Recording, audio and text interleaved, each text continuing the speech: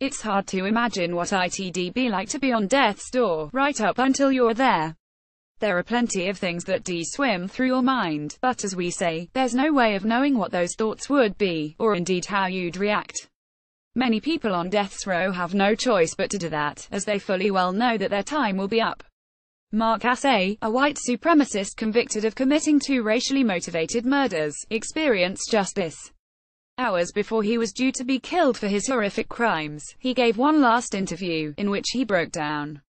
Credit News4Jax today, Assay will become the first white man in Florida to be put to death for killing a black person, the Mirror reports, as authorities will use a lethal cocktail containing a drug.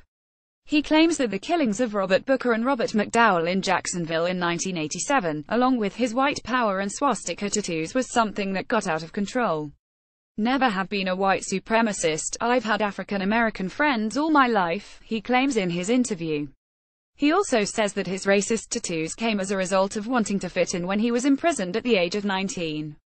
Well, really, just that I'm sorry and things just got out of control, he said as he sobbed, after the interviewer asked if he had any last thing he wanted to say. Credit Florida Department of Corrections for Assay has put to death the drug etomidate will be used for the first time in this way, with people claiming that the sedative effects are unproven and the manufacturer is reportedly angry that it's being used for this purpose. In 1987, he reportedly shot Booker after he racially abused him.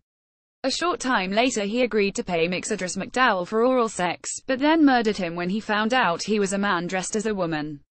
Booker's older brother Frank still questions his sibling's death. What was the reason? Was it because of the color of my brother's skin? That should not have been any reason for him to do that. Not any reason at all, he told the Florida Times-Union. Assay's older sister Gloria Assay Dean is also hopeful that he'll have his life spared, though after a number of appeals were rejected, it doesn't look likely. Featured image Credit News4Jax Florida Department of Corrections.